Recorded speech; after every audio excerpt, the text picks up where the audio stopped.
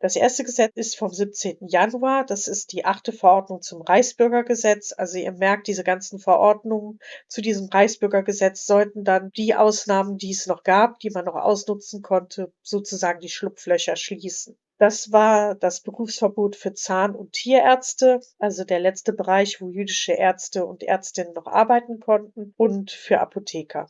Am 23. Februar folgte dann ein Verbot der Schlaf- und Speisewagen für Jüdinnen und Juden.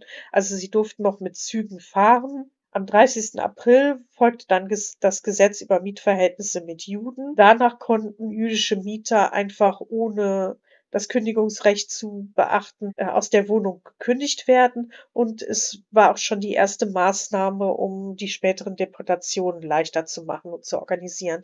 Denn jüdische Mieter mussten zwangsweise in die Judenhäuser umziehen. Das heißt, einige Häuser von jüdischen Familien wurden zu einem Judenhaus gemacht, wo halt mehrere Familien dann unterkommen mussten. Am 4. Juli gab es dann die 10. Verordnung zum Reichsbürgergesetz. Damit wurde die Reichsvereinigung der Juden in Deutschland gegründet und sie sollte zunächst die Emigration von Juden fördern. Also man versuchte weiterhin, die Juden eher aus dem Deutschen Reich herauszubringen. Sie kümmerte sich auch, weil natürlich der Staat sich nicht mehr darum kümmerte, um die jüdischen Angelegenheiten, wie zum Beispiel das Schulwesen. Jüdinnen und Juden durften ja schon keine deutschen Schulen mehr besuchen, sondern nur an speziell jüdischen Schulen lernen. Und auch das Wohlfahrtswesen wurde halt im eingeschränkten Maße von dieser Reichsvereinigung der Juden versucht aufrechtzuerhalten. Am 20. Dezember folgte dann wieder ein Verbot, was natürlich die Leute wieder einschränken sollte. Juden wurde der Besitz von Radios verboten. Also die Jüdinnen und Juden, die schon ein Radio besaßen, was ja sicherlich die meisten waren, da es damals noch kein Fernsehen gab, deren Radios wurden natürlich eingezogen oder sie mussten die Radios selber abgeben. In den Jahren 1940 bis 1944 folgten eigentlich nur noch Gesetze, die besonders widerlich waren und eigentlich nur darauf abzielten, den Juden das Leben so unerträglich wie möglich zu machen, die späteren Deportationen zu erleichtern, indem man halt die Kennzeichnungspflicht der Juden immer weiter verschärfte, um sie im öffentlichen Raum besser erkennen zu können.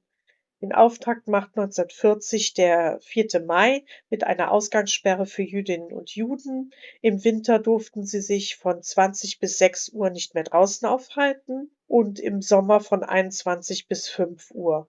Das heißt, zu bestimmten Zeiten konnte man sich wirklich, weil man ja auch als Jude schon gekennzeichnet war, draußen nicht mehr aufhalten. Und das galt natürlich auch alles immer in Österreich und natürlich jeweils auch immer in den besetzten Gebieten. Am 29. Juli wurden Jüdinnen und Juden dann zum 30. September die Telefonanschlüsse gekündigt. Das heißt, sie mussten auch ihre Telefone abgeben. Am 2. August wurden Jüdinnen und Juden die Benutzung von öffentlichen Bibliotheken untersagt, also sie konnten keine Bücher mehr ausleihen.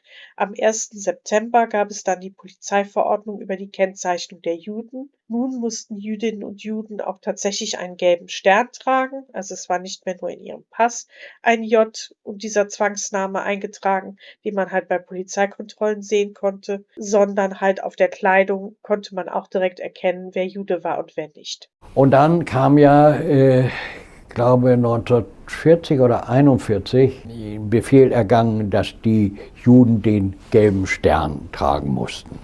Und den durften sie natürlich auch nicht verdecken. Und ich sah nun den Vater, den kannte ich von Ansehen, und sah den nun kommen, von der Arbeit kommen, und er verdeckte den gelben Stern mit der Aktentasche. Er wollte natürlich verhindern, dass die Leute da sich auf ihn stürzen oder sonst was. Also es war pure Angst, die dahinter steckte. So, und ich nun da, war 9 oder 10 und ich denke, das darf der ja nicht. So. Und da habe ich dann einen Spottvers rübergerufen über die Straße. Ich weiß nur den Anfang noch. Itzig, Itzig, Judenschwein. Itzig war also auch ein Spottname für jüdische Mitbürger.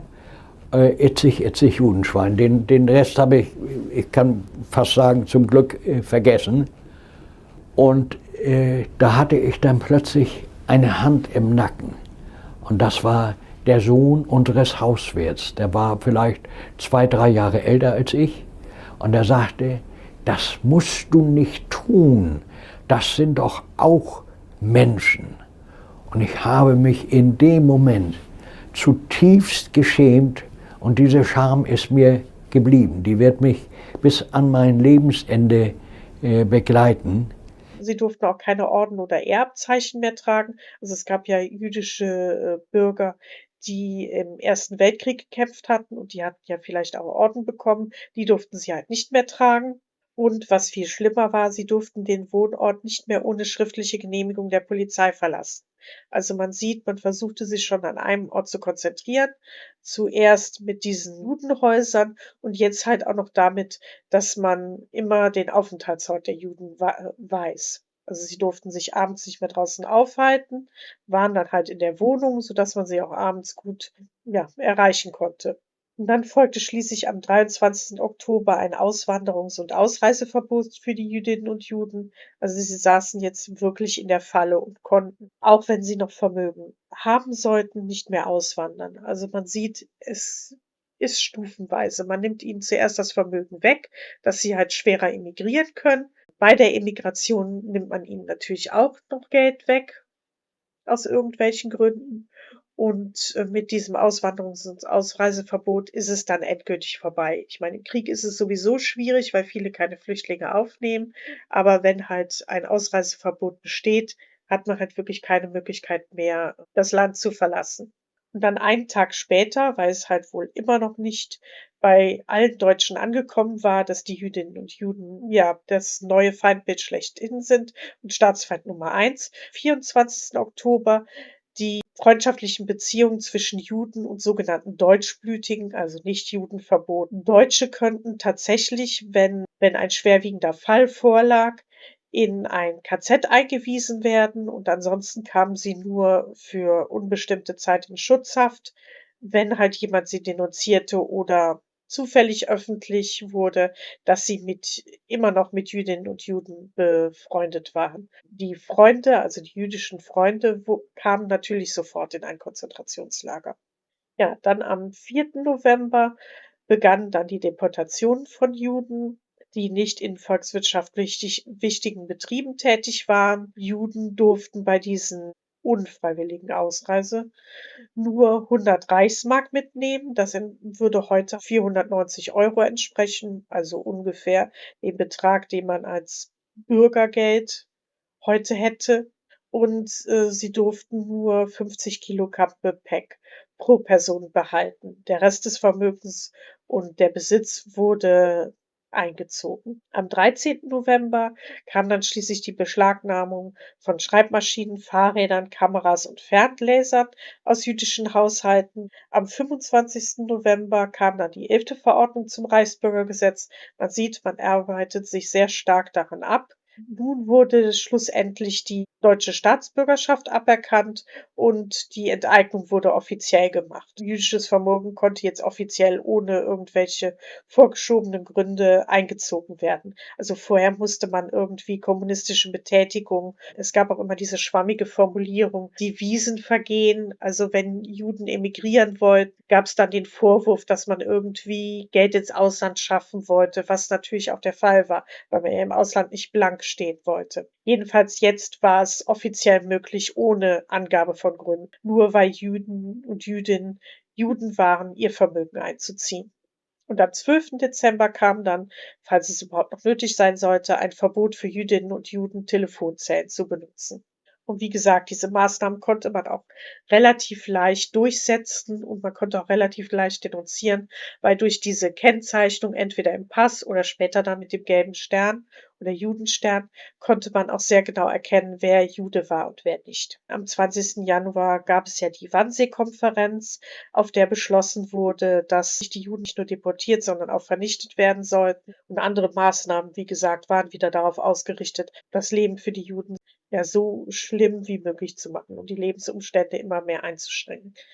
Den Auftakt machte der 4. Januar mit der Beschlagnahmung von Pelz, Wollsachen, Skiern, Ski- und Bergschuhen aus jüdischen Haushalten Und man muss halt bedenken, der Krieg war voll im Gange 1942. 1941 hatte Hitler sich, entschlossen, den Pakt mit Russland zu brechen und Russland anzugreifen. Und diese Sachen wurden halt hauptsächlich an die Ostfront geschickt. Am 14. Februar folgte dann ein Kuchenverkaufverbot an Juden und Polen.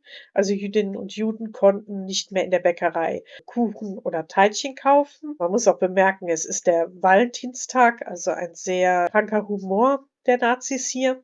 Einen Tag später, am 15. Februar, durften die Jüdinnen und Juden dann keine Haustiere mehr halten, was für viele sicherlich am schlimmsten war. Also ich erinnere mich an die Tagebücher von Klemperer, der das Leben und die Einschränkungen von Jüdinnen und Juden im Deutschen Reich damals, sehr gut beschrieben hat. Also, er hat dann auch geschildert, wie er halt seine arme Katze umgebracht hat, weil das wurde halt auch alles natürlich kontrolliert. Man wusste ja, wo jüdische Haushalte sind, und dann kam halt wirklich die Polizei und hat die Tiere mitgenommen. Einen Tag später, am 16. Februar, durften Juden und Jüdinnen dann schlussendlich auch keine öffentlichen Verkehrsmittel mehr benutzen. Also, zuerst wurden ihnen die Fahrzeugpapiere weggenommen, dass sie nicht mehr mit dem Auto fahren konnten, wenn sie überhaupt ein eigenes Auto besaßen. Dann wurde eingeschränkt, dass sie, Speise und Schlafwagen nicht benutzen durften, und jetzt durften sie halt wirklich gar keine öffentlichen Verkehrsmittel benutzen. Am 17. Februar folgte dann für Jüdinnen und Juden das Verbot, Zeitungen und Zeitschriften zu beziehen. Also, man konnte keine Abos mehr für Zeitungen abschließen. Und am 13. März mussten Jüdinnen und Juden an der Eingangstür einen schwarzen Stern anbringen. Also, man wollte es offensichtlich noch leichter machen, die, jüdischen Wohnungen zu erkennen. Am 12. Mai gab es dann ein Verbot für Jüdinnen und Juden, Tabakwaren zu beziehen, und das konnte man so perfide durchziehen. Es gab ja im Krieg Lebensmittelkarten, und für Rauchwaren, die halt besonders waren, gab es eine Raucherkarte, und die wurde dann halt einfach nicht an die Jüdinnen und Juden ausgegeben. Am 1. Juli folgte dann ein Verbot und eine Auflösung der jüdischen Schulen. Also jüdische Kinder konnten jetzt gar nicht mehr zur Schule gehen. Am 18. September wurden dann die Lebensmittelkarten von Jüdinnen und Juden noch mal besonders gekennzeichnet, und Rationen wurden gekürzt. Insbesondere für jüdische Kinder. Jüdinnen und Juden konnten keine Fleischprodukte mehr erhalten, keine Eier und keine Milch mehr. Also, das lag auch daran, weil, mit Fortschreiten des Krieges gab es natürlich eine immer schlechtere Versorgung mit Lebensmitteln, und diese Produkte, die halt besonders waren und besonders selten, waren halt dann nur noch Ariern vorbehalten. Am 9. Oktober folgte dann ein Verbot des Kaufs von Büchern in Buchhandlungen für Juden und Jüdinnen. Und das letzte Gesetz, was ich vorstellen will, ist von 1943. Das ist vom 1. Juli, die tatsächlich schon 13. Verordnung zum Reichsbürgergesetz. Nun wurde auch geregelt, dass den Jüdinnen und Juden die ordentliche Gerichtsbarkeit entzogen wurde. Ihr müsst bedenken, 1943, die Deportationen waren schon längst im Gange. Auschwitz gab es schon längst. Jeden Tag wurden schon Jüdinnen und Juden ins Gas geschickt oder halt durch Arbeit langsam getötet. Das war nur noch eine Formalität. Und rechtlich wurde dann jetzt auch geregelt, dass nach dem Tod das Vermögen der Juden dem, Reich zugute kam. Und dann 1945, als man wirklich sah, dass der Krieg nicht mehr zu gewinnen war, wurde am 16. Februar dann noch mal formal darauf hingewiesen, dass sogenannte Entjudungsakten vernichtet werden sollten. Also, man wollte die Beweise für den massenhaften Mord und die Ausgrenzung vorher der Juden, dass das nicht in die Hände des Feindes fiel. Und deswegen gibt es auch zum Beispiel Lücken in den Registern in Auschwitz. Dank einiger jüdischer Häftlinge und polnischer Häftlinge, die diese Akt versteckten, gibt es überhaupt Geburts- und Sterberegister von Auschwitz. Wusste natürlich, dass sie dafür für ihre Taten natürlich zur Rechenschaft gezogen würden.